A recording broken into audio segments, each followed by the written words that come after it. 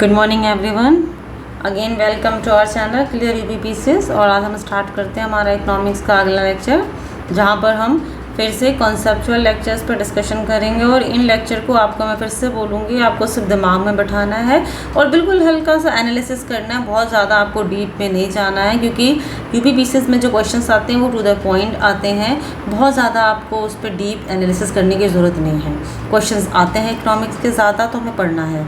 तो सिंपल सा हम कॉन्सेप्ट देखते हैं। ये सिलेबस में आपके मेंस में भी है, पॉवर्टी और सस्टेनेबल डेवलपमेंट। तो पॉवर्टी एंड सस्टेनेबल डेवलपमेंट को हम स्टार्ट करते हैं। तो उसमें सबसे पहला हमारा स्टार्ट करते हैं हम poverty. What do you mean by poverty?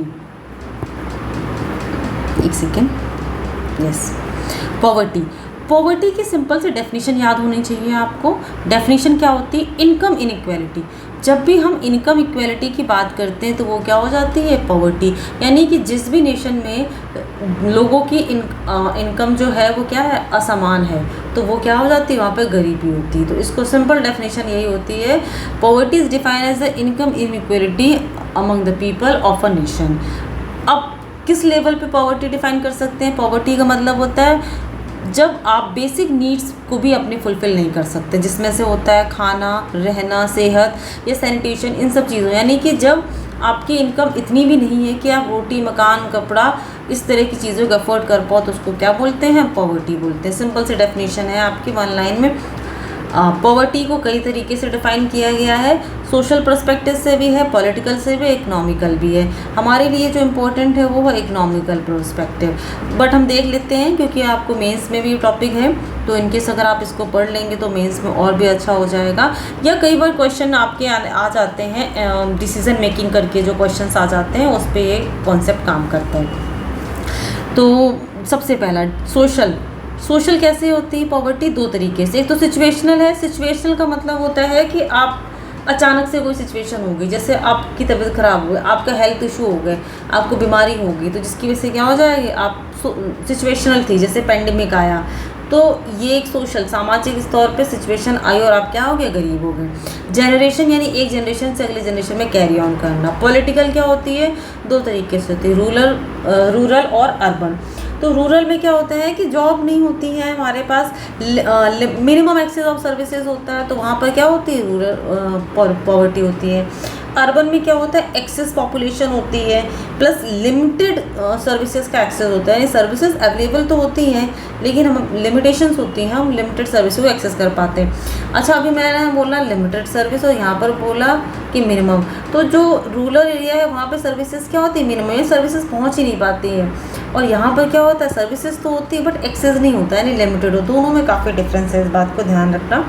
Next जो इम्पोर्टेंट है और जो आपके एग्ज़ाम में आता ही है वो है आपका इकोनॉमिकल बेसिस पे आपकी पॉवर्टी। तो उसमें सबसे पहले क्या है? आपकी एब्सोल्यूट पॉवर्टी और रिलेटिव पॉवर्टी। इसको बहुत ध्यान से देखना है, इसमें एक क्वेश्चन आता ही है, आपको दिमाग में एनालिसिस होना चाहिए। मैं फिर से बोलूँगी, नोट्स नहीं बनाने हैं, कुछ भी नहीं लिखना है, आप इसको एनालिसिस करो जैसे सुन रहे हो और आपके दिमाग में वो चीज़ें चलनी चाहिए। एब्सोल्यूट पॉवर्टी में क्या होता है? सबसे इम्पोर्टेंट वर्ड आप याद रखो, एक लाइन डिफाइन होती है। लाइन डिफाइन होने का क्या मतलब होता है कि इस लेवल एक अमाउंट फिक्स कर दिया, इसके ऊपर वाले जो हैं अगर कोई कमा रहा है तो वो पुअर नहीं है, और इसके नीचे कोई कमा रहा है तो वो क्या है? पुअर है। यानी कि एक लिमिट डिसाइड कर देते हैं कि अबव दिस लाइन, यानी कि ये पॉवर्टी लाइन है, इसके ऊपर वाले सारे अमीर हैं, इसके नीचे वाले सारे गरीब हैं। तो एब्सोल्यूट पॉवर्टी की जहाँ बात होती है वहाँ पर क्या हम बात करते हैं? पॉवर्टी लाइन की बात करते हैं। बस आपको सिंपल सा स्टेटमेंट याद रखना है, जब भी डेफिनेशन आएगी एब्सोल्यूट पॉवर्टी मतलब पॉवर्टी लाइन। और एक इम्पॉर्टेंट यहाँ पर कमिटी, वैसे तो इसमें बहुत कुछ डिस्कस करने के लिए है बट हमें टू द पॉइंट डिस्कस करना है। जैसे क्वेश्चन आएगा हम उसको इस कॉन्सेप्ट को वापस उसी में कंटिन्यू कर देंगे। जो लेटेस्ट कमेटी है हमारी सी रंगाराजन कमेटी 2012 वाली, इसमें क्या है? इन्होंने एब्सोल्यूट पॉवर्टी को दो तरह में डिफाइन किया है, एक तो कैलोरी इनटेक और एक हाउस होल्ड कंजम्पशन। यानी दो टाइप से हमने क्या किया है? पॉवर्टी को डिफाइन किया है सी रंगाराजन कमेटी ने। कैलोरी इनटेक रूरल के अलग है, अर्बन के लिए अलग है। रूरल के लिए बोला हुआ है कि अगर कोई 2155 किलो कैलोरी पर पर्सन पर डे कंज्यूम करता है तो वो क्या है, एब्सोल्यूट पॉवर्टी में नहीं आता है। और अर्बन एरियाज़ में अगर कोई 2090 किलो कैलोरी पर पर्सन पर डे कंज्यूम करता है तो वो भी एब्सोल्यूट पॉवर्टी में नहीं आता है। अच्छा, आपने देखा रूरल एरियाज़ में ज़्यादा है और अर्बन एरियाज़ में ये क्या है, कम है। उसका सिंपल सा रीज़न है क्योंकि रूरल एरियाज़ में लोग क्या है, मेहनत ज़्यादा करते हैं तो उनके खाने का खुराक भी थोड़ी सी ज़्यादा होती है, लेकिन अर्बन एरियाज़ में ऐसा नहीं होता है। तो इस वजह से ये रूरल एरियाज़ में इसको ज़्यादा रखा है और इनको कम रखा है। ये तो था कैलोरी इंटेक के बीच में। और दूसरा है हाउस होल्ड कंजम्पशन एक्सपेंडिचर। इसके बेसिस पे भी रूरल और अर्बन एरिया दोनों को डिफ़ाइन किया गया है। रूरल एरिया इसको हमने ना 3 फॉर्म में डिफ़ाइन किया है। तो सिंपल सा पहला फॉर्म क्या है कि एक पर्सन पर मंथ, यानी एक महीने में एक पर्सन कितना खर्च करता है, वो फिर रूरल हो या अर्बन हो। उसके बाद एक फैमिली एक महीने में कितना खर्च करती है और इस फैमिली का मतलब है 5%। और उसके बाद एक दिन में एक पर्सन कितना खर्च करता है। तो ये 3 फॉर्म में हमने डिफ़ाइन किया है हाउस होल्ड कंजम्पशन। इसकी वैल्यू आपको याद रखने की ज़रूरत नहीं, जहाँ पे क्वेश्चन आएगा हम सीधे वहाँ पर डिस्कस कर लेंगे क्योंकि इतना ज़्यादा आपको फैक्चुअल चीज़ें नहीं पूछी जाती हैं और हम जब टाइम बचेगा लास्ट में तो हम इसको डिस्कस कर लेंगे। तो एब्सोल्यूट पॉवर्टी क्लियर हो गई। अगर कोई पूछता है डेफिनेशन आएगी तो एब्सोल्यूट पॉवर्टी की सिंपल से डेफिनेशन है कि एब्सोल्यूट पॉवर्टी में पॉवर्टी लाइन डिफाइन होती है। अभी सी रंगाराजन कमेटी ने 2 तरीके से पॉवर्टी लाइन को डिफाइन किया है, जिसमें कैलोरी बेस्ड है और दूसरा क्या है, हाउस होल्ड कंजम्पशन बेस्ड है।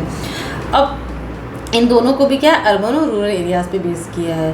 अभी कंफ्यूज नहीं होना आप इस पे। मल्टी डायमेंशनल पॉवर्टी इंडेक्स है जो नीति आयोग का है या जो ग्लोबल यूएन का दिया हुआ है उसको भी हम डिस्कस करेंगे। अभी हम सिंपल बेसिक सा ये डिस्कस कर रहे हैं। आपको ये कॉन्सेप्ट क्लियर हो जाएगा तब हम उस कॉन्सेप्ट को क्लियर करेंगे। रिलेटिव पॉवर्टी, रिलेटिव का मतलब क्या हो जाता है, कंपेयर करना। नाम से पता चल रहा है कंपैरिजन करना। क्या कंपैरिजन करना, लिविंग स्टैंडर्ड का। किन के लिविंग स्टैंडर्ड का, 2 लोगों के लिविंग स्टैंडर्ड का। मान लीजिए कोई एक पर्सन ए है, कोई एक पर्सन बी है। इसकी सैलरी है 55,000 पर मंथ, इसकी है 50,000 पर मंथ। तो इन दोनों का क्या है, ये अपनी सैलरी से बेसिक नीड पूरी कर ले रहा है, लेकिन ये क्या है, एक्स्ट्रा नीड पूरी कर ले रहा है। यानी ये 5,000 रुपीज़ इसकी बेसिक सैलरी, बेसिक नीड पूरा करने के लिए तो है, लेकिन अब अगर इसकी 50,000 सैलरी है तो ये मॉल में जाके खाना खाएगा और ये क्या नॉर्मल रेस्टोरेंट में खाएगा। तो ये जो स्टैंडर्ड होता है दोनों का क्या है, अलग है। यानी इन दोनों के लिविंग स्टैंडर्ड में बहुत डिफरेंस है। तो इस तरह जो हम कंपैरिजन करते हैं उसको हम क्या बोलते हैं, रिलेटिव पॉवर्टी। रिलेटिव पॉवर्टी हमेशा एग्जिस्ट करती है, इसको हम कभी नहीं ख़त्म कर सकते। उसका रीज़न ये है क्योंकि सैलरी इक्वल जो इनकम इक्वलिटी है वो नहीं पॉसिबल है। तो रिलेटिव पॉवर्टी में हम क्या करते हैं, कंपैरिजन करते हैं किन्हीं 2 लोगों के लिविंग स्टैंडर्ड का, 2, 4, 6, ठीक है। तो इसके लिए हम क्या यूज़ करते हैं, सबसे इम्पॉर्टेंट है लॉरेंस कर्व और गिनी कोफिशिएंट। यानी पॉवर्टी का मेजरमेंट हम किससे करते हैं, लॉरेंस कर्व से और गिनी कोफिशिएंट से। ये दोनों ही कर्व को बहुत ध्यान से सुनिएगा और मैं आपको बिल्कुल लेमन लैंग्वेज में इन कॉन्सेप्ट को क्लियर करूँगी। और इनसे एक क्वेश्चन आप किसी भी एग्ज़ाम में जाओगे, स्टेट पीसीएस, एसएससी, इन सब में आपको क्वेश्चंस मिलते हैं जो कि आपको 1 लाइनर और टू द पॉइंट मिलते हैं। तो चलिए देखते हैं what is Lawrence curve. Lawrence curve keyword पे फोकस कीजिए, इनकम। लॉरेंस कर्व का मतलब है डिस्ट्रीब्यूशन ऑफ इनकम, यानी कि इनकम की बात कर रहे हैं। क्या डिस्ट्रीब्यूशन होगा, इनकम।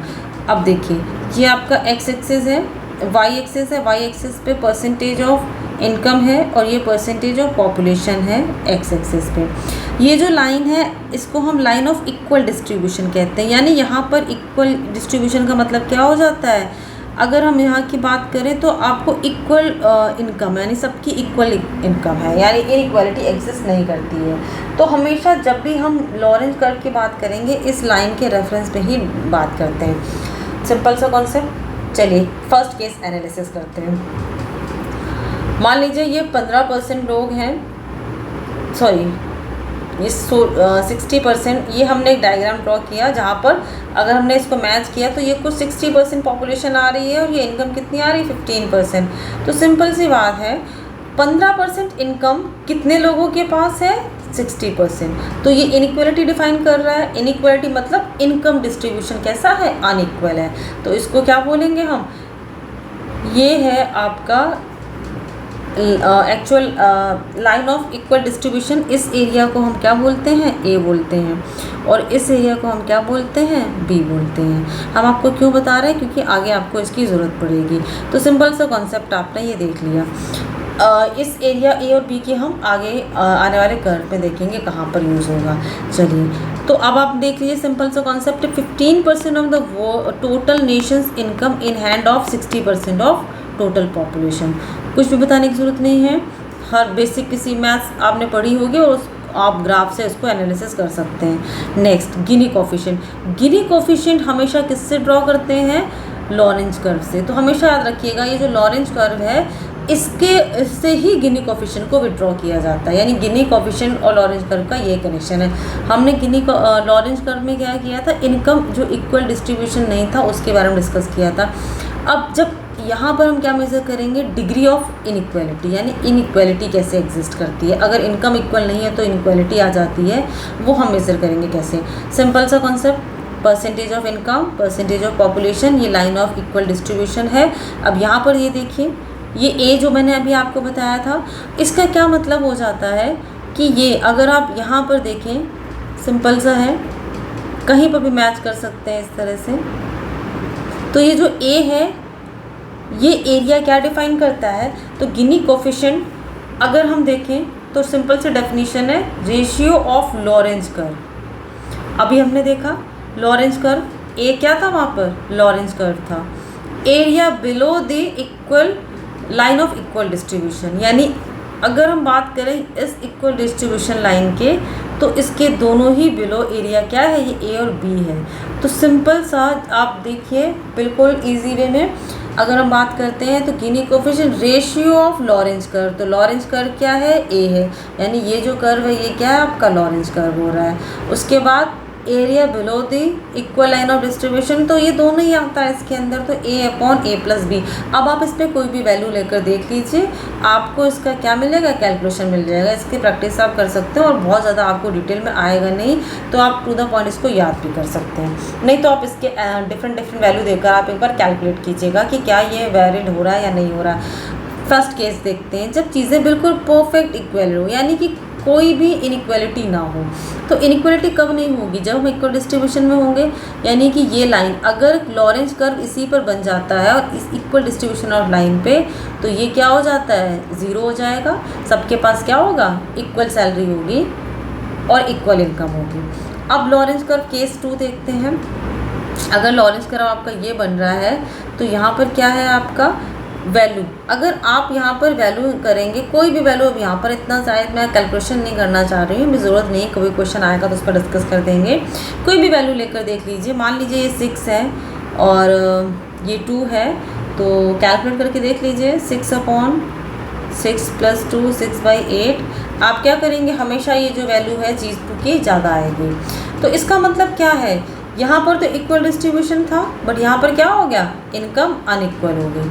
अब जितना ये लॉरेंज कर्व नीचे चला जाएगा उतनी ज़्यादा क्या होती जाएगी, इनकम अनइक्वल होती जाएगी। और एक टाइम ऐसा आएगा जब ये और ये मैच कर जाएंगे तो क्या हो जाएगा, परफेक्ट इनइक्वालिटी हो जाएगी। तो इस लाइन पर क्या बोलते हैं कि सारी की सारी इनकम एक ही पॉपुलेशन के पास है, यानी कि परफेक्ट इनइक्वालिटी, यानी ये सारी ये जो इनकम थी वो सिर्फ किसके पास है, एक ही पॉपुलेशन के पास है, या 1% ऑफ पॉपुलेशन के पास है। तो इसमें 4 केसेस आते हैं हमारे पास, एक तो परफेक्ट इनइक्वालिटी और परफेक्ट इक्वालिटी। इक्वालिटी है तो जी से 0 होगा, और अगर इनइक्वालिटी है तो ये क्या हो जाएगा, इक्वल हो जाएगा। तो ये 4 केसेस बनते हैं। आपको इन केसेस को पढ़ने की बहुत ज़्यादा ज़रूरत नहीं, एक बार आपको मैंने गो थ्रू करवा दिया है। आपको सिंपल सा रखना है, अगर क्वेश्चन पूछा जाएगा तो सिंपल एक क्वेश्चन पूछते हैं वहाँ पर, what is Gini coefficient and what is Lorenz coefficient. Lorenz की बात करते हैं डिस्ट्रीब्यूशन ऑफ इनकम आ जाएगा, और अगर गिनी कोफिशिएंट की बात करेंगे तो डिग्री ऑफ इनइक्वालिटी आएगा। मैं फिर से बता रही हूँ, लॉरेंज में इनकम आती है और गिनी कोफिशिएंट में हम क्या करते हैं, इनइक्वालिटी। लॉरेंज जो है मैथमेटिकल वैल्यू दिखाता है और ये क्या करता है, हमारा गिनी कोफिशिएंट ग्राफिकल वैल्यू डिफाइन करता है। तो इस तरह से हमारे ये क्या है, पॉवर्टी के टाइप्स थे और मेज़रमेंट था जो हमने डिफ़ाइन कर दिया। तो आज के लिए इतना ही रहने देते हैं और इसके आगे कंटिन्यू करेंगे हम अगले लेक्चर में, जहाँ पर हम पॉवर्टी में कुछ क्वेश्चंस आएंगे तो हम उनको डिस्कस करते हैं। Thank you so much, have a good day.